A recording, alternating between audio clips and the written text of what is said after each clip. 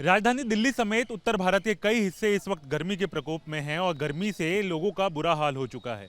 अगर हम दिल्ली की ही बात करते हैं तो दिल्ली में मौसम विभाग की तरफ से 19 जून तक सीवियर हीट वेव की जो है अलर्ट जारी की गई है, यानी कि रेड अलर्ट जो है वो जारी किया गया है। यानी कि इससे आप अनुमान लगा सकते हैं कि तापमान जो है वो 45 डिग्री सेल्सियस के ऊपर रहेगा। इस वक्त की भी अगर हम बात करें तो दिल्ली में 44 डिग्री सेल्सियस के आसपास तापमान जो है वो बना हुआ है। यानी कि लोगों की परेशानी जो है वो कम होने का नाम नहीं ले रही। और इसके पीछे का कारण क्या है उसका हम आज बताते हैं आपको कि सबसे बड़ी बात तो यह है कि दिल्ली में अर्बन हीट आइलैंड जो है वो पूरी दिल्ली बनकर निकल रही है। यानी कि अगर हम बात करें कि जो कंक्रीट की सड़कें हैं, जिस तरीके से पेवमेंट बना दिया गया है, हर जगह प्लास्टर हर जगह लगा दिया गया है, उसके वजह से हीट जो है वो ट्रैप हो जाती है और हीट रिफ्लेक्ट नहीं करती, जिसके कारण जो है फर्शें जो हैं वो गर्म रहती है। इस वक्त हम दिल्ली के दिल कनॉट प्लेस पर मौजूद हैं और कनॉट प्लेस जो है वहाँ की तस्वीरें हम आपको दिखाते हैं। जिस तरीके की पेवमेंट पूरे कनॉट प्लेस पर लगी हुई है, आप देखिए कि पूरे जो पूरा सर्कल है कनॉट प्लेस के, चाहे आप इनर सर्कल की बात करें, आउटर सर्कल की बात करें, तो पूरी तरीके से पेवमेंट उस पर बना दिया गया है, यानी फर्श कर दिया गया है उसको और पक्का बना दिया गया है। जिसके चलते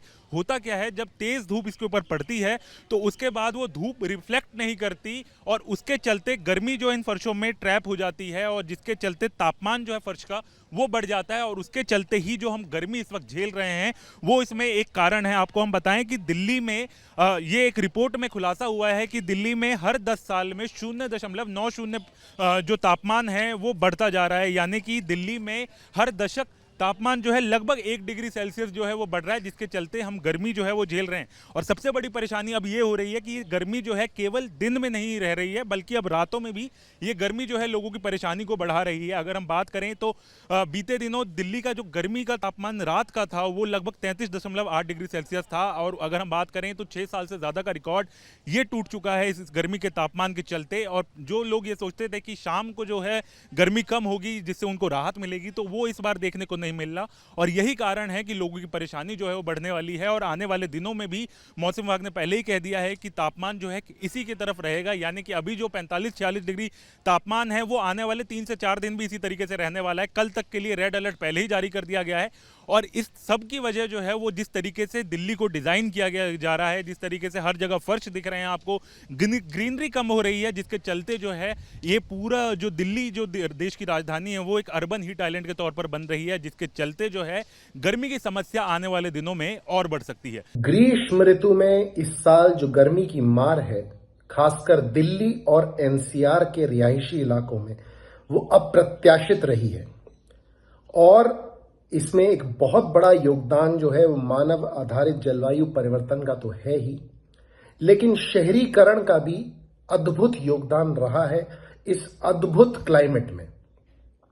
होता क्या है कि जैसे जैसे गर्मी बढ़ती है, शहरीकरण के कारण जो ऊंची ऊंची अट्टालिकाएं हैं जो कंक्रीट से बनी हुई हैं, साथ में डामर और बिटुमेन से बनी काली सड़कें हैं, ये सब जो मटेरियल है ये गर्मी को अपने अंदर अधिक संजोता है बनिस्बत उस सारे मटेरियल के जो शहरी इलाकों में नहीं पाया जाता।